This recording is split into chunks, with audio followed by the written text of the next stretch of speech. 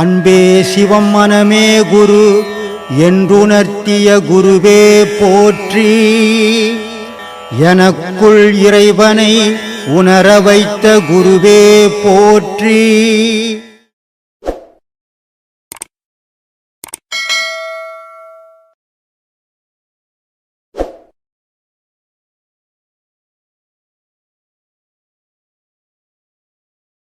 தொடர்ந்து 3 மாதமாக பௌர்ணமி உபதேசம் வாங்கினேன். அடுத்து என்னால் வர முடியல. குடும்ப சூழ்நிலை, அப்பா உடம்பு முடியாமல் ஹாஸ்பிட்டலு அப்படின்னு சொல்லிட்டு அடுத்தடுத்து எனக்கு கொஞ்சம் கஷ்டம். இதே மாதிரி இங்கே சீடர்கள் தொடர்ச்சியாக 18 உபதேசம் ஒரு மாதம் கூட தவறாமல் வாங்கியிருக்காங்களா? அது கேள்வி. ஒரு 18 மாதம் 18 தீசியம் உங்ககிட்ட உபதேசம். வியாபாரம் பண்ண போறியா? இல்லை சாமி, எனக்கு எவ்வளோ 18 வருஷம் வரணும். ஏன்னா ஒரு உபதேசம் 1 வருஷம் ஆகணும். அதுதான் சொல்லினுக்கிறேன். இனிமேல் இவ்வளோ உபதேசம் இந்த மனுஷனால் செய்ய முடியல. 3 உபதேசத்தோட நிறுத்திடுங்க ஆசிரமத்தில். வேறு யாருக்கும் அதுக்கு மேலே உபதேசம் கொடுக்காதீங்கன்னு சொல்லினுக்கிறேன். ஏன்னா அவனால் செய்ய முடியல. 3 மணி நேரம் 4 மணி நேரம் உட்காந்துருக்க முடியல அவனால். ரோட்டில் போய் நான் 3 மணி நேரம் 8 மணி நேரம் கூட பேசி நிற்க முடியுது. அதனால் எதுக்கு இவ்வளோ உபதேசம் கொடுத்துட்டு வீணாக்கணும் அத்தை? அதனால் 3 உபதேசம் வந்தால் 3 உபதேசம் கொடுங்க. அதுக்கப்புறம் உபதேசம் கொடுக்குவானா? நிறுத்திடுங்க. யாருக்கும் கொடுக்குவானா? யார் நல்லா பாடம் பண்ணி தேறி இருக்கிறானோ அவனுக்கு மட்டும் அடுத்த உபதேசம் கொடுக்கலாம். மற்றவங்களுக்கெல்லாம் 3 உபதேசம் நிறுத்திடுங்கன்னு சொல்லிட்டுக்கிறேன். ஏன்னா முடியாதவங்ககிட்ட போய் அதை கொடுத்து பிரயோஜனம் இல்லை. ஏன்னா காரணம் சொல்கிறவன் இந்த பாடம் பண்ண மாட்டான். பொண்டாட்டி செத்து போயிருந்தால் உட்காந்து பாடம் பண்ணணும். அவன் தான் ஆன்மீகவாதி. அப்பா செத்து போட்டாரு, அம்மா செத்து போட்டாரு, ஆயா செத்து போட்டாரு, நான் என்னால் பண்ண முடியல. என் குடும்ப சூழ்நிலை எப்பவுமே சாவர வரையும் குடும்ப சூழ்நிலை இருந்துக்கு தான் இருக்கும். அப்புறம் நீ எப்பவுமே பாடம் பண்ண முடியாது தான் போவோம். உனக்கு எதுக்கு இந்த பாடம்லாம்? அதனால் தயவு செய்து பாடம் உபதேசம் வாங்காதீங்க. இதுக்கு மேலே இதோட பண்ணுங்க போதும். இது கேள்வி எதுக்கு கேட்டேன்னு கேட்டீங்கன்னா, சித்தர்கள் ஜீவ சமாதி அடைகிறாங்க. இயற்கை மரணத்தை விட்டு செயற்கை மரணம் அவங்களே ஜீவ சமாதி அடைஞ்சு சித்தியாடுறாங்க. சரி, இந்த 18 உபதேசம் நம்ம பெற்றால் அந்த இது நமக்கு எனக்கு வருமா? அவங்க பிறந்த உடனே அதில் ஆன்மீகத்தில் போயிட்டாங்க. சரி, அதையே நாடி வாழ்ந்தாங்க. நீ எல்லாத்தையும் ஆண்டி அனுபவிச்சுட்டு இங்கே ஒரு சட்டி எடுத்துன்னு வந்து நிற்கிற. சரி, நீ ஜீவ சமாதிலாம் உங்களுக்கு கிடைக்காது. மரணம் தான் கிடைக்கும். மரணம் தான். அதனால சித்தரையும் உன்னையும் ஒன்றாக்காது. அவன் வீடு வாசலை விட்டுட்டு ஊரை வாழ்ந்துக்கணும் தான். நீ எங்கள் அப்பா செத்து போட்டா நான் பாடமே பண்ணலன்ட்டு உனக்கு எப்படி ஜீவ சமாதி கிடைக்கும்? இதெல்லாம் நம்ம யோசிக்கணும். அவன் நிலையும் நம்மளையும் ஒன்றாக்கக்கூடாது. நம்ம தகுதி வேறு, அவன் தகுதி வேறு. அவன் எந்த தகுதி? அவன் கடவுளோட உருவாடின்னு இருந்தோம், நம்ம கூட்டத்தோடு உருவாடின்னு இருக்கிறோம். அதனால் நமக்கு எதை செய்தோமோ அதான் நமக்கு கிடைக்கும். அவன் எதை செய்தானோ அது கிடைச்சிது. அதனால் ஞானிகளையும் சித்தர்களையும் நம்ம கூட சேர்க்க முடியாது. நமக்கு அந்த தகுதியும் கிடையாது. நம்ம பொண்டாட்டி இல்லாத பிள்ளை இல்லாத வாழவே முடியாது. அவன் அதெல்லாம் விட்டுட்டு தூரம் போய் வாழ்ந்தான். அம்மா செத்து போய் அம்மா ரமணர் உட்காந்துங்கிறார். அம்மா அழுவது, நீ ஒரு பிராமண பையன்டா, எல்லாத்தையும் அறுத்து போட்டு கோமணம் கட்டின்னு உட்காந்துங்கிற, நீ எங்கள் பேச்சு கேட்க வேணா, நீ சொல்கிறதெல்லாம் நாங்கள் கேட்குறோம், வீட்டுக்கு வாடான்ட்டு அவர் எழுதி கொடுக்குறாரு. நீ வந்த வழியை பார்த்து நீ போ, நான் நீ சொல்லுவே உங்கள் அப்பா செத்து போட்டாருன்னு பாடமே பண்ணலன்றிய. அப்புறம் உனக்கு ஜீவ சமாதியை பற்றி என்னத்துக்கு? உங்களுக்கு ஜீவ சமாதின்னா நான் விளையாட்டு நினச்சிங்களா? பல பிறவிகள் தேவை அதுக்கு. ஒரு பிறவியில் அவங்க ஜீவ சமாதி அடையலை. மக்கள் கூட உறவாடாமல் வாழ்ந்தான் அவன். கடவுள் கூட உறவாடி வச்சுனான். நமக்கு ஜனம் இல்லைன்னா அந்த வீட்டில் ஒரு 5 லட்சம் 10 லட்சம் 50 லட்சம் போட்டு வீட்டை கட்டுறான். தனியாக படுறான், நான் படுக்க மாட்டேன்றான். ஒரு நாயான கூட வச்சுக்கணும். நம்ம அவ்வளோ பயந்துட்டு வாழ்கிறான் இவன். அவன் காட்டில் மிருகத்தோடு வாழ்ந்தான் அவன். அவனையும் நம்மளையும் ஒன்றாக்காதீங்க. தரம் தெரியணும். முதல்ல பணக்காரனையும் பிச்சைக்காரனையும் ஒன்றாக்கிட்ட கூடாது. அது மாதிரி அவன் பணக்காரன் கோடி கோடியாக வச்சுங்கிறவன் சித்தனுங்க ஞானிகள். நம்ம ராப்பிச்சக்காரன் மாதிரி நம்ம எதுக்கும் உதவ மாட்டோம். ஆசை, பாசம், காமம், இந்த 3க்கு தான் நம்ம உதவுவோம். வேறு எதுக்கும் வருமா? ஆண்டவனை வழிபாட நமக்கு தெரியாது. நம்மளால் அது முடியாது. அதை வழியை நம்ம விரும்புறதும் இல்லை, பயம் வருது. அதனால் உங்களால் எது முடியுமோ அதை செய்யுங்க. நம்ம சும்மா உபதேசம்லாம் வாங்காதீங்க, வேஸ்ட்டாக. உபதேசம் வாங்கி நம்ம அதால பயன் பெறதுக்கு முடியாதுப்பா, முடியாது. காரணம் சொல்லவே கூடாது இந்த விஷயத்தில். காரணம் சிறு தொண்ட நயினார் சிவபெருமான் மார்வத்தில் சாமியாராக உட்காந்துங்கிறாரு. கேட்குறாரு, புள்ளக்கறி சமைச்சு போட்டால் நான் சாப்பிட்றேன்றாரு. நீ அறுப்பி அவன் புள்ளைய? முடியாது. அவரால் முடியும். பிள்ளைய பொண்டாட்டி பிடிச்சி தலையா அப்பா அம்மா கழுத்தை வெட்டி கறி ஆக்கி வச்சுட்டாரு. அப்படி இருந்தாங்க மகான்கள். இந்த மனுஷனுக்கு ஒன்றே ஒன்று, இந்த ஆசை பாச காமம், இந்த மூணில் வாழ கடவுளோட வாழ விரும்புறதே இல்லை. இந்த பாதையில் போகும்போது பொண்டாட்டி பார்த்தா வெறுப்பாக்குது, பணத்தை பார்த்தா வெறுப்பாக்குதுன்னா எனக்கு பயம் வருது. ஐயோ நம்ம எல்லாத்தையும் விட்டுவிடும் போலக்குதுன்ட்டு. எதுக்குப்பா இதுக்கு வரணும்? கடவுள் எப்பாவது என்னை தேடுன்னு சொன்னார். நீ செய்த கர்ம வினைக்கு கடவுளை தேடிங்கிறீங்க, நீங்கள் செய்த பாவத்தை திக்கிறது கடவுளை தேடிங்கிறீங்க. அதிலே வந்து செய்ய முடியாத பாவத்தை பண்ணும்போது எதுக்கு இதெல்லாம்? அடுத்த கேள்வி என்னென்ன சாமி, நான் ஒரு 3 வருஷமா அந்த ஆசிரமத்துக்கு வர்றேன் சாமி. அதில் நான் கற்றுக்கிட்டது, ஒரு 3 வருஷமா நான் அந்த ஆசிரமத்துக்கு வர்றேன். அதில் நான் கற்றுக்கிட்டது, பாடம் பண்ணணும், பாடம் ரொம்ப முக்கியம். இப்போ இறைவன் அடையிறதுக்கு நம்ம பாடம் எவ்வளோ முக்கியமோ அந்த லெவலுக்கு நம்ம பற்ற விட்டு கொடுக்கறதும் முக்கியங்கிற மாதிரி எனக்கு தோணுது. கண்டிப்பாக பாடம் பண்ணால் மட்டும் பத்தாது, அந்த பற்றை விட்டு கொடுத்தா தான் நம்மளால இறைவன் அடைய முடியும். என்னதான் பாடம் பண்ணி அந்த நிலைக்கு போய் எற்ற நிலையில இருந்தாலும் பற்ற விட்டு கொடுக்கலன்னா கீழே தான் விழுகிறோம் அப்படிங்கிறத நான் உணர்ந்தேன். அந்த இப்போ வந்து நான் இப்போ ஒரு நாளைக்கு கல்யாணம் பண்ணுறேன்னா எனக்குன்னு ஒரு மனைவி வருவாங்க, குழந்தைங்க வருவாங்க, அவங்க கூட நான் வாழ்ந்து தான் ஆகணும். அது என்னோட கடமையாக மாறிடுது. ஸோ இதை வாழ்ந்துக்கிட்டு எப்படி நான் பற்றை விட்டு கொடுக்கறது, அந்த பற்று இல்லாமல் எப்படி நான் நடந்துக்கிறது, அதுக்கு ஏதாவது அறிவுரை சொல்லுங்கள் சாமி. ஐயாவுடைய பாடங்களே எப்படியாப்பட்ட பாடம்னா, பாடத்தை முதல்ல போனாங்க. ஐயா சொல்லுவார், நீ இதை விட்டு பொண்டாட்டி விட்டுடு, பிள்ளைங்களை விட்டுடு அப்படின்லாம் ஐயா சொன்னதே கிடையாது. யாருக்கார் பார்த்து சொல்லுவாருன்னா, சாமி நான் இந்த பிரிவிலே ஞானத்தை அடைஞ்சிடணும் சாமி அப்படின்னு யாராவது அங்கே வந்து ஏடாகுடமாக கேள்வி கேட்டால், அப்படியாப்பா வாப்பா உக்காருப்பா, சரி இந்த பிரிவிலே உனக்கு அடையணுமா, சரி போய் வீட்டில் போய் முதல்ல பொண்டாட்டியை வெட்டு, பிள்ளைங்களை வெட்டுட்டு துணியெல்லாம் அவுத்து போட்டுட்டு போ, உனக்கு இந்த பிரிவிலே ஞானம் வச்சுருவாங்க. ஏன்னா ஞானம்ன்றது இந்த பிரிவிலே கிடைக்குமா கிடைக்காதான்றதுக்கு எந்த கேரண்டியும் கிடையாது. ஆனால் நீ ஜென்மாந்திர வாசனையோடு நீ அதை தொடர்ந்து பண்ணிக்கிட்டே இருந்தோம்னு சொன்னால் ஞானம்ன்றது இந்த பிரிவிலே கிடைக்கிறதுக்கான வாய்ப்பு இருக்குது. எல்லாம் இப்போ ரமணர் கிடைச்சாம, ரமணருக்கு சின்ன வயசுலேயே அந்த ஞானம் கிடைச்சதுக்கான எப்படி கிடைச்சது? அந்த சின்ன வயசில் யாருக்காவது அந்த ஞானம் வருமா? எத்தனையோ வீட்டில் எத்தனையோ அப்பா அம்மா செத்து போட்டாங்க, யாராவது ஞானி ஆகிட்டாங்களா? இல்லையே. அப்போ ஒரே ஒரு மகான் எப்படி வந்தாருன்னா, எத்தனையோ ஜென்மமாக அவர் போராடி போராடி போராடி இந்த ஞானத்தை தேடக்கூடிய அந்த பணியானது இந்த பிறவியில் அவர் முடிச்சிடுச்சு. ரமணர்ன்ற அந்த பிறவி எடுத்தோடனே அது சுத்தமாக முடித்து அவர் ஞானி ஆகிட்டார்.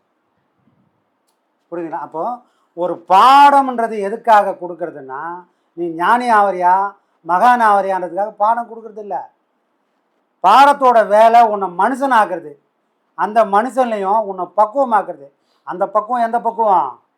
உலகத்தோடவே நீ வாழணும், ஆனால் ஒட்டாமல் வாழணும். தாமரை தண்ணியில் தான் இருக்குது, ஆனால் அதுக்கும் தண்ணிக்கும் எந்த சம்மந்தம் இல்லாத மாதிரி இந்த உலகத்தோடு வாழ்ந்தாகணும், வேறு வழி கிடையாது, வேறு ஒரு இடமும் கிடையாது. இது இறைவனுக்கே தெரியும். எல்லாம் தெரிஞ்ச இறைவன் அந்த உலகத்தை தூக்கி நம்மளை போட்டான். எதுக்காக? இந்த உலகத்தோட ஊந்து பெறலு அப்படின்ற மாதிரியே போட்டான். இல்லை, உன்னை இந்த உலகத்தை தான் போட்டுக்கிறேன், ஆனால் நீ பார்க்கக்கூடிய காட்சியெல்லாம் பாரு. இந்த உலகத்தில் உன்னை கெடுக்கிறதுக்கும் காட்சி இருக்குது, உன்னை தப்பிச்சு போகிறதுக்கும் காட்சி இருக்குது. நீ எதை பார்க்கணுன்றதை நீயே முடிவு பண்ணிக்கப்பா அப்படின்னு என்ன பண்ணிக்கிறாரு? நல்ல குளத்தில் தாமரையும் தண்ணியையும் வச்சிட்டாரு. தாமரை இலையும் தண்ணியும் வச்சுட்டு ரெண்டும் பார்த்துக்கப்பா ஒன்றா தான் இருக்குது, ஒரே குளத்தில் இருக்குது, ஆனால் ரெண்டும் ஒட்டாமல் இருக்குது. ஒரு பூச்சி ஒன்று வருது. என்ன பூச்சி அது? புள்ள பூச்சி. சேத்துலேருந்து வருது, ஆனால் சேரே இல்லை அது மேலே. இன்னொன்று வருது, இன்னொன்று காயாக இருக்கும்போது தோலுக்கும் அதுக்கும் பிரிச்சே பார்க்க முடியாத அளவுக்கு ஒட்டி போய் கிடக்குது. ஆனால் அதே காய் பழுத்துட்டா தோலுக்கும் அதுக்கும் சம்மந்தம் எல்லாம் புளியும் பழமாக இருக்குது. உறவாடி நீ மண்ணா போகிறதுக்கும் இந்த உலகத்தில் வாழ்க்கை இருக்குது, பார்க்க வேண்டிய விஷயம் இருக்குது. ஆனால் நீ தப்பிச்சு போகிறதுக்கு வழியும் இருக்குதுப்பா. நீ எதை பார்க்க போகிற? புள்ள பூச்சியை பார்த்தா நீ சேத்துல இருந்தால் கூட சேரே ஒட்டாமல் உன்னால் வாழ முடியும். நீ தாமரை இலையாக பிறந்தா தண்ணியில் ஒட்டாமலும் உன்னால் வாழ முடியும். புளியம்பழமாக பிறக்கணும், நீ புளியங்காயாக பிறக்கும்போது இருந்தால் கூட போகிறதுக்குள்ளே புளியம்பழமானா ஓட்டுக்கும் உனக்கும் எந்த சம்மந்தம் இல்லாமல் போகும். அப்போ இங்கே கொடுக்கக்கூடிய பாடம் இந்த மாதிரி உன்னை பக்குவப்படுறதுக்கான பாடம் தான். ஞானி ஆகிறதுக்காக பாடம் பண்ணுறது இல்லை, பக்குவப்படுத்துறதுக்கான பாடம். அப்போது நீங்கள் பாடம் பண்ணுறீங்க, பாடம் பண்ணும்போது உங்களுக்கு இந்த தெளிவு கிடைச்சிது. என்ன தெளிவு? இங்கே எதுலேயும் பிடிச்சிக்காமல் இருக்கணும், எது மேலேயும் பற்று வைக்கக்கூடாதுன்ற இந்த தெளிவு உனக்கு எப்போ வந்தது? பாடம் பண்ணுறதுக்கு முன்னாடி வந்துதான், பாடம் பண்ணதுக்கு அப்புறம் வந்துதான்? படம் பண்ணி அடி வாங்கினதுக்கு அப்புறம் வந்துச்சு. அதுதான் இந்த சிந்தனையை கொடுக்கறதுக்காக மட்டும்தான் பாடம். அப்போ பாடம் பண்ணால் நமக்கு எப்படி வரும், என்ன வரும், சிந்தனை வரும்? எல்லா கூடயும் உறவாடணும், எதையும் நம்ம பிடிச்சிக்க கூடாது அப்படின்ற தெளிவு முதல்ல வந்தால் அதுவே ஞானத்துக்கான அடிப்படை. இந்த தெளிவு வந்தால் மட்டும்தான் நான் எல்லா செயலும் செய்வேன், ஆனால் எதுவுமே என்னை சேராது. புரியுதுங்களா? இந்த உலகத்தில் எது செஞ்சாலும் பாவமும் புண்ணியமும் உன்னை வந்தே சேரும். அது இந்த உலகத்தோட விதி. அப்போது இது சராசரி மனுஷனுக்கு பொருந்தும், ஒரு மகானுக்கு இது பொருந்துமா? ஆனால் அவங்களும் இந்த உலகத்தில் வாழறாங்க, அவங்களும் எல்லா செயலும் செய்கிறாங்க. அவங்களுக்கு பாவமும் புண்ணியமும் போகாமல் இருக்கிறதுக்கு காரணம் என்ன?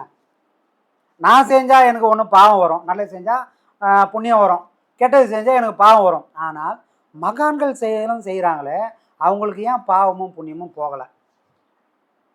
ஏன்னா அது நான் செய்யலை,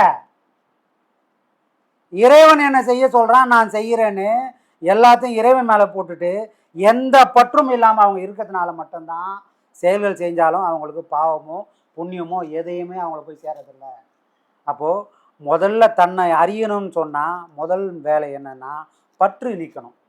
எந்த பற்று நீக்கணும்? உலகப்பற்று. உலகப்பற்று நீக்கணும். அதுக்கு முதல்ல நான்ன்றதை முதல்ல அழிக்கணும். ஒரு சிலர்லாம் என்ன சொல்கிறான், வேட்டியை மடிச்சு கட்டின்னு ஏய் நான் தான் சொல்கிறான்ல, ஒரு சிலர் சொல்லுவான். காரணம் என்ன? பாடத்தோட அடிப்படை அவன்கிட்ட இன்னும் மாறலை. ஒரு நெருப்புனா தொட்டால் சூடு தெரியணும், அப்போ தான் அது நெருப்பு.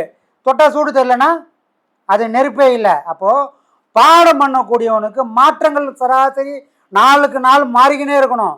எந்த மாற்றம் இல்லைங்க. எருமை மாட்டு மேலே மழை பெஞ்ச மாதிரி நான் அப்படியே தான் இருக்கிறேன்னா பாடமும் பண்ணலை. பாடம் பண்ணாதனால பாடத்தின் மூலிமா கிடைக்கக்கூடிய அந்த பலனும் அவனுக்கு கிடைக்கல. பலன் அவனுக்கு கிடைக்காதனால மனமும் மாறலை. வரும்போது சாதாரண மனுஷனாக வந்தான், போகிற வரைக்கும் அவன் சாதாரண மனுஷன் வந்து போகிற நாள் போய் சேர்ந்துருவான். அப்போது காரணம் ஐயா அதுக்கு தான் சொன்னார், டேய் எதை ஒன்றா பண்ணு, என்ன ஒன்றா பண்ணு, பாடத்தை விட்டுடாத. அவர் வேற ஒன்றுமே சொல்லலை, பாடத்தை மட்டும் நீ கரெக்டாக பண்ணனா பக்குவம் அந்த பாடத்திலேயே வந்துடும். புரியுதுங்களா? நீ தேடி தேடி போனோன்னா ஒன்றுமே கிடைக்காதுன்றதுக்கு காரணம் என்னென்னா இதுதான் சாமி விஷயம். அரிசி இருக்குது, தண்ணி இருக்குது, பாத்திரம் இருக்குது, நெருப்பும் இருக்குது. இது தனித்தனியாக இருக்கிற வரைக்கும் ஒரு நாளும் அது சோறு ஆகாது, ஒரு நாளும் அது என் பசியும் ஆற்றாது. இது எல்லாம் எந்த அளவில் ஒன்று சேர்ந்து ஒரு அடுப்பில் போய் உட்காரணுமோ அந்த நெருப்பு அதை சூடு பண்ணி அதை பக்குவம் பண்ணால் மட்டும்தான் சாதாரண அரிசி இப்போ உயிரை காக்கக்கூடிய ஒரு அன்னமாக மாறக்கூடிய பக்குவம் எப்போ வரும்? இந்த நிலைக்கு வரும்போது மட்டும்தான். அப்போது பாடம் பண்ணுறது நம்மளை பக்குவப்படுத்துறதுக்காக. நம்மள இதை சொல்கிறோம், உன் மனசை.